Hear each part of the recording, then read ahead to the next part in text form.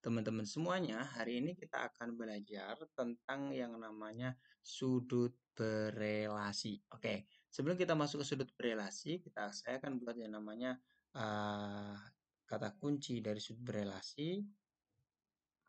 Ya. Oke, kata kunci dari sudut berelasi ini adalah di berbagai kuadran.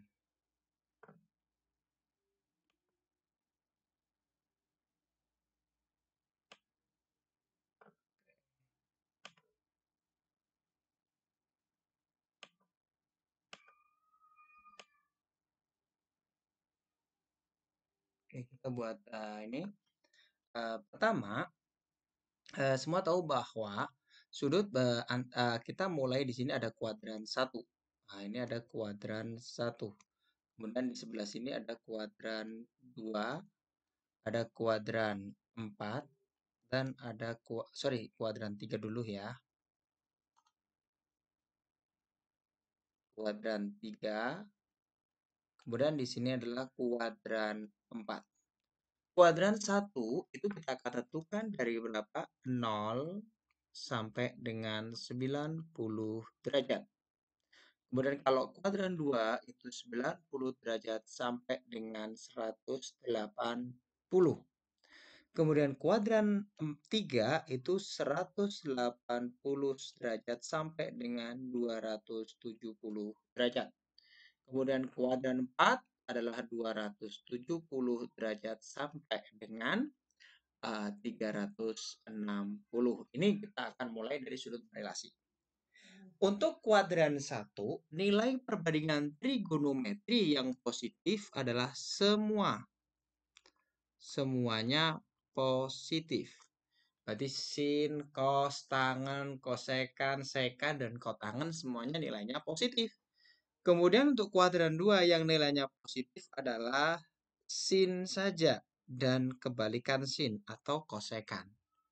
Kemudian untuk kuadran 3 nilai yang positif adalah tangen dan kebalikan tangen adalah kotangen. Berarti tan dan kotangen yang positif. Kemudian untuk kuadran 4 nilainya yang positif adalah miliknya cos. Nilainya positif. Dan kebalikan cos adalah secant. Kemudian teman-teman semuanya, ini ada beberapa cara dalam menentukan. Yang pertama kita gunakan sudut pelurus. Sudut pelurus. Pelurus itu maknanya apa? Maknanya kita gunakan sudut 180 dan 360. Kenapa sudut ini? Karena nanti kalau pakai sudut ini kita tidak merubah sin menjadi cos, tapi sin tetap sin, cos tetap cos. Sebagai contoh ini nanti kita jelaskan lagi. Maka misalkan di sini ada alfa, maka di kuadran 2 nanti bentuknya adalah 180 derajat min alfa. Kalau di kuadran 3 nanti kita bentuknya adalah 180 plus alfa. Kuadran 4 jadinya adalah 360 min alfa. Nah, kegunaannya seperti apa? Oke, kita bahas. Oke. Andaikan saya punya sebuah sin, sin 210. Langkah pertama, kita tentukan dulu. 210 itu di kuadran berapa? 210 itu ada di kuadran 3. Ya, ada di kuadran 3. Maka karena ini ada di kuadran 3, bentuknya kita ubah menjadi 180 plus alfa. Sehingga di sini kita bisa tulis sin 210 jadikan 180 derajat ditambah dengan 30 derajat. Sehingga kita lihat kuadran 3 nilai sin apa? Negatif karena yang positif adalah tan. Berarti di sini jadinya negatif. Sin yang kita tulis hanya yang alfanya saja. Sin 30 derajat. Ini jadilah negatif setengah ini. Berarti yang ditulis hanya yang bagian alfanya saja. Oke, itu contoh pertama. Contoh kedua, saudara-saudara semuanya atau teman-teman semuanya, ketika saya punya tan 150 derajat. Oke. Langkah pertama tetap kita tentukan dulu 150 derajat itu kuadran berapa?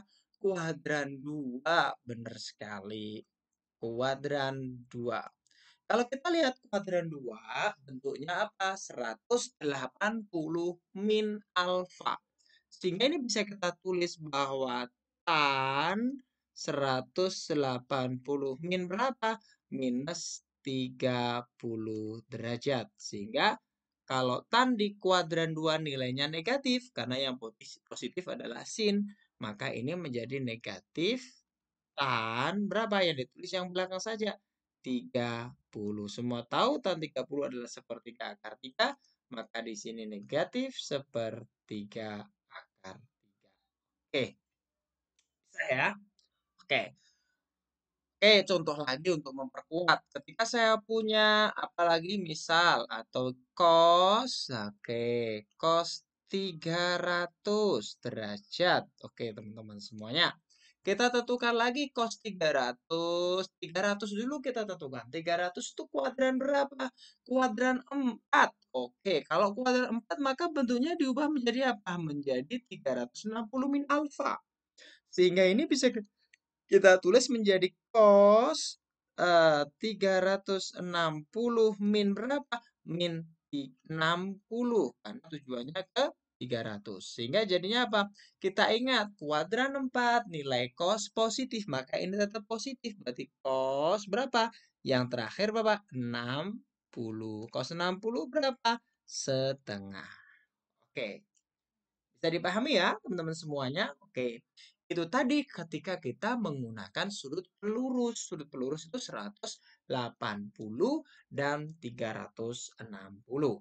Oke, selanjutnya kita akan gunakan sudut yang berpenyiku. Sudut berpenyiku apa? Oke, sebentar. Kita akan belajar lagi. Untuk itu kita hapus ini dulu ya. Oke.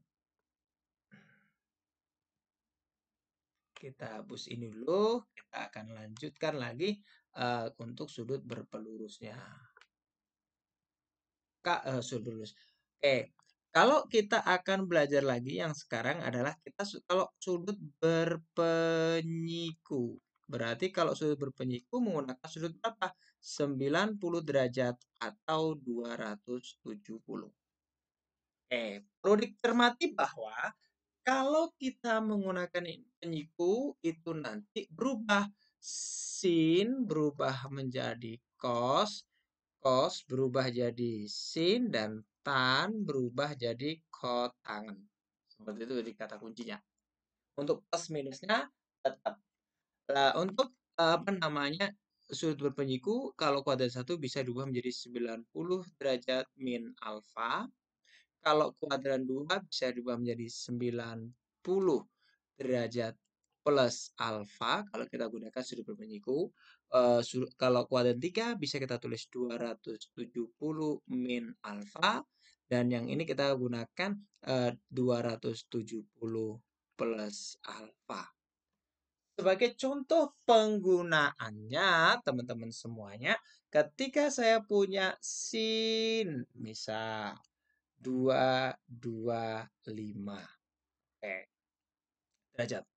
225 derajat itu sama dengan berapa?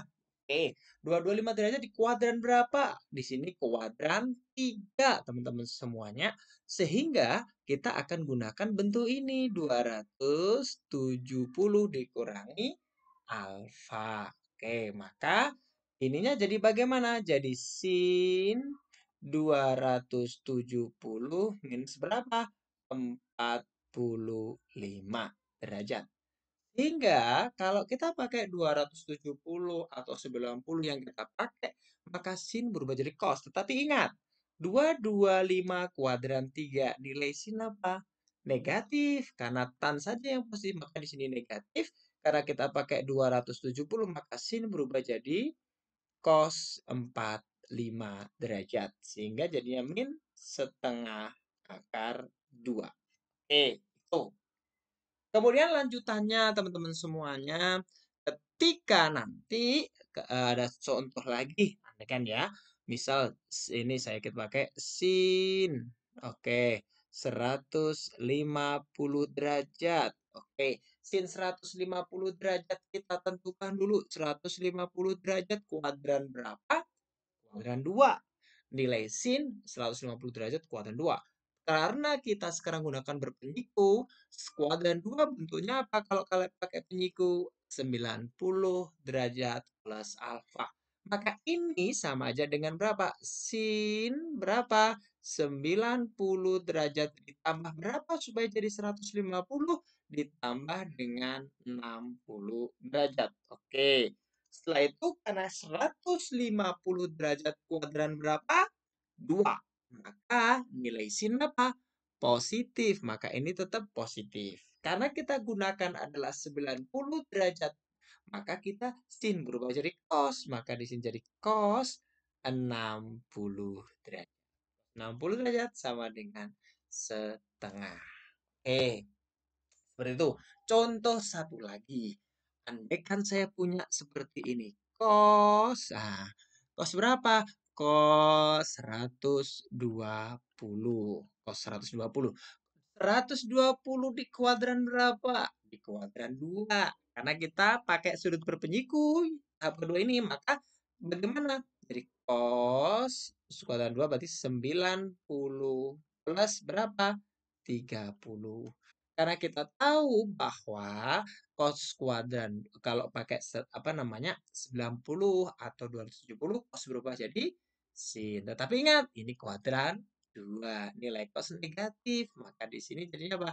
Negatif sin. Kenapa sin? Karena pakai 90 sin 30 derajat. 30 berapa? Min setengah. Oke. Itulah konsep dasar untuk biar kita tidak menghafalkan rumus-rumus yang sangat banyak sekali konsep dasarnya itu. Jika ingin bertanya, silakan ditanyakan di kolom komentar. Oke, kurang lebihnya saya maaf. Sampai jumpa dan semoga bermanfaat. Jangan lupa subscribe channel YouTube Ahmad Israel. Terima kasih.